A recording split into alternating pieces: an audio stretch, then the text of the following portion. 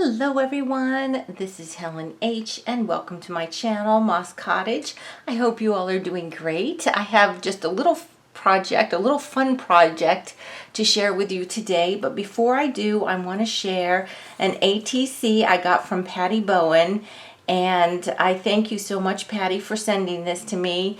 I have not looked at it. The envelope on the front was stamped so cute, but our addresses are on the front, so I can't show you. It had a cute little bicycle stamp.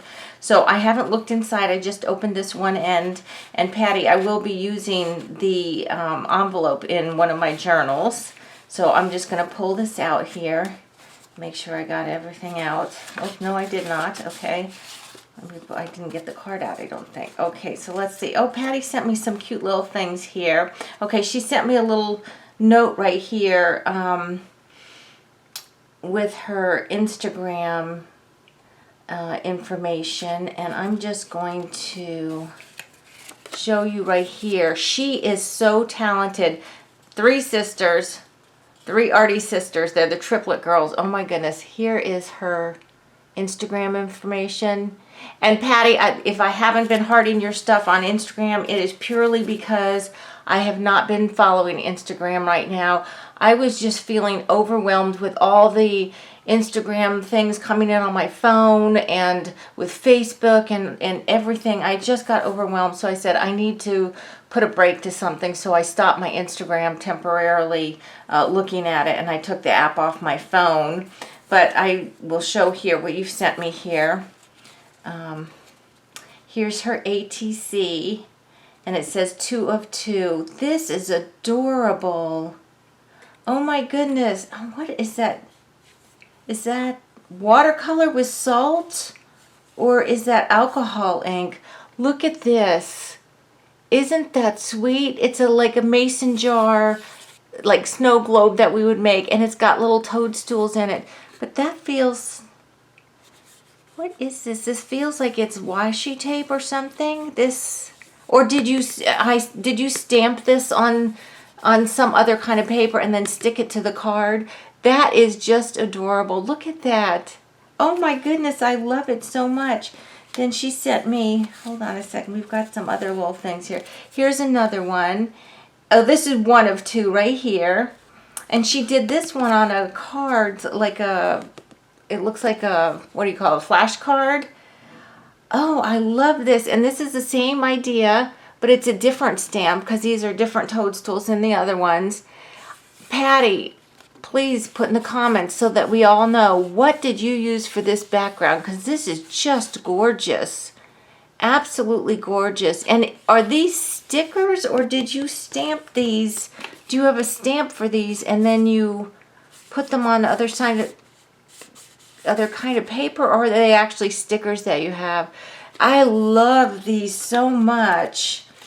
Oh my goodness. And then she made this little booklet. Oh, this is precious. Okay, this is so precious. See, I said she's one of she's a triplet, and it's a little booklet on being a triplet. And look at this. Being born best friends. And there's a picture of 3 girls. It says, never being alone. This must be them when they were little. Having someone that will always listen. Someone to share the hard stuff with. Not running out of something new to wear. Oh, how fun. I never even thought about that. Oh my goodness. And here's some pictures of them young. And here, this looks like maybe high school or college age. And here they are now. The best is yet to be. Look at these 3 sweet ladies. And this is such a lovely booklet. I'm not sure what kind of paper this is. How you did this. Is this printed? Oh, I love this so much. Oh, Patty, thank you so much. Thank you, thank you. I will cherish that. And then she sent me these little flowers. Now, yeah, these are stickers. Did you make your own stickers? It looks like this might be sticker paper. I don't want to pull it off, and I don't want to spend a half an hour. Yeah, it sure enough, it is sticker paper. Oh my goodness, I love this. So are these digital? Are these digital pictures? Patty, you need to let me know how you did this because I want to learn how to make my own stickers. These are so cute. And the crazy thing is that you picked these flowers. I was just lamenting, where do I have it? Do I have it here? That I don't have any flower stamps, like any good flower stamps.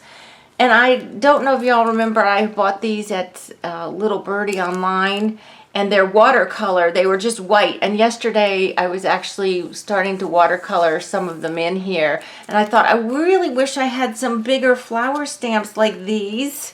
And look, here they come. But I'd love to know if those are digital, what's the source of those? Because I could do it digitally. But what I really want to do is to get some stamps to stamp like this on watercolor paper, and then cut them out and then watercolor them like I did those.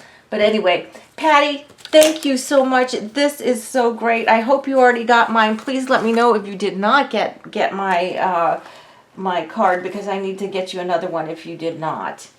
So I was watching a video by Kylie Koo. If you all don't know her, I'll try to remember to link her video that inspired me to do this. She made some stamps just using this fun foam, and I got this used, not used, but at a thrift shop. I didn't buy it new. I think they have 2 big sheets. I have another one for $1, and it looks like the original price might have been 99 cents, but I know at times you can get fun foam at Dollar Tree because I've seen people haul it. Anyway, Kylie Koo was making stamps with leaf shapes and showing how to stamp with them, and a couple people asked me to do some videos on jelly plating, which I want to do for you, and I want to get ready to do that soon. It won't be in the next week though, because I do have a market coming up next Saturday, so I have to get ready for that. I'm super busy this week. But I decided to just go ahead and freeform some of my favorite shape, which is circles, and make a stamp out of this, which I did, and I just briefly stamped it, and it came out really cool. I don't know if you can see how cool that is. I want it to look like there's like spots and whatever, and they sure did come out. You can see the white spots here. Now, I'm not making this to be a stamp to stamp on paper. I just wanted to kind of see what it was going to look like. Really, I'm making these stamps for my jelly print because I'll do jelly printing with stencils, and I'll do jelly printing with stamps. One of the reasons I like jelly printing with the stamps better is because they're easier to clean than stencils. So I want to make some more stencils to use on the jelly print, and then we will be doing some jelly printing. And also to show you, you don't have to buy anything expensive to have stuff to use on your jelly plate. There's tons of stuff that you can use that you already have or could get really super cheaply to make stuff for a jelly plate. So I thought I would just go ahead and make, if I can remember what Kylie did, let me just get a pair of scissors here. I'm just going to use this as a template. I want to keep this one better stamp part here, this part, just so I remember what this looks like.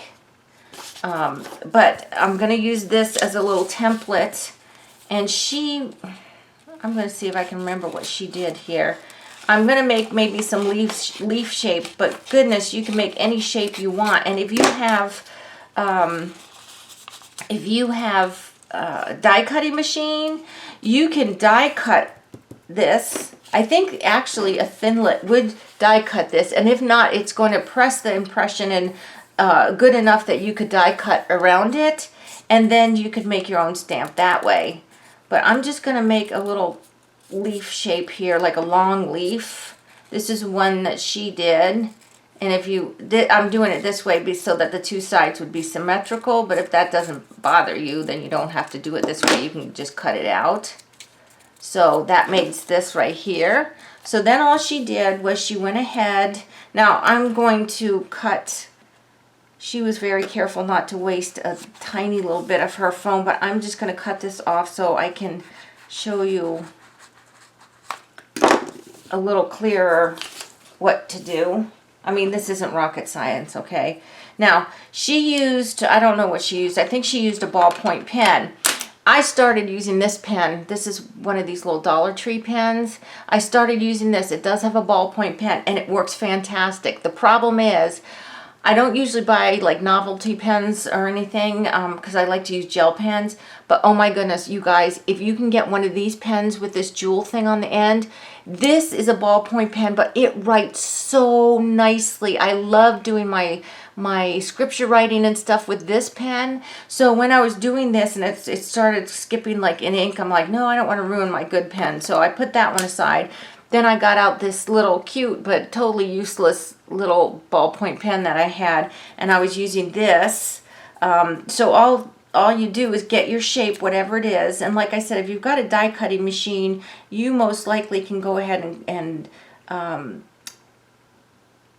use it to cut through the foam or to cut your paper and then use your paper as a template. I'm just drawing around this leaf shape here. My fingers are probably in the way for you to see, just to get the general idea. But you know, this is a homemade stamp, so I don't want it to look perfect, okay? And also, if you don't have a good ballpoint pen because you have only gel pens, if you have one of these, this is like this, I think it's called a stylus for score. It's a scoring tool. I think it's called a stylus, so I'm going to try this because I figured that would probably work. Yeah, it does. It does. So all I'm doing is pressing on the edge to make an indentation. And you can feel it with your fingers. And really the outline is not so important for this because I'm going to cut this out. But I'm just going to go ahead and do it anyway.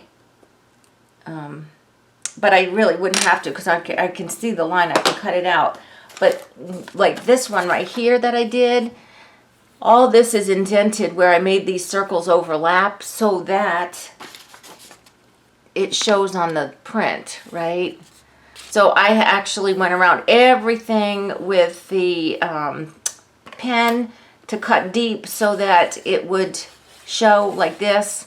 And you know, where you cut it around the edge, well, who cares if you had that indented? It's gone anyway. But if you want to overlap things, I would say go ahead and indent every part of it.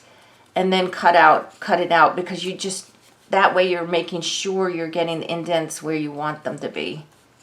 And I was super pleased how that one came out because when you look at something like you're making up, now this is a leaf, so I know pretty much what that's going to look like. But when you make up something like that, you're not kind of sure how it's going to print. So I was tickled with that.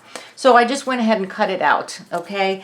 So then what I'm going to do, and I'll use the pen so you can see here, I'm just going to go ahead and make some leaf features on it. And I'm just using my ballpoint pen.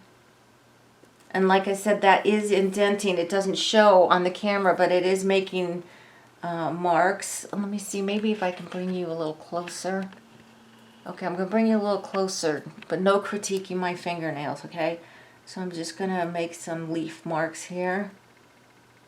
And it doesn't matter if the ink stops coming out because you're not really using the ink. What you're using is just the tool to make the impression. Anything you have, maybe even the tip of a bone folder would work too. That might be good. So I'm just doing this, but I wanted the ink to show so you can see. Can you see what I've done so far? Okay.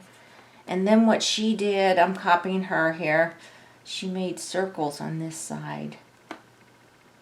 Now, what she said in hers video, if you're not going to watch her video, that she also looked at some pictures of real leaves to get some idea of what markings you might want to put on it, and that's a good idea. This one is just kind of a stylized leaf, I think. Okay, so I just put dots on the other side like this.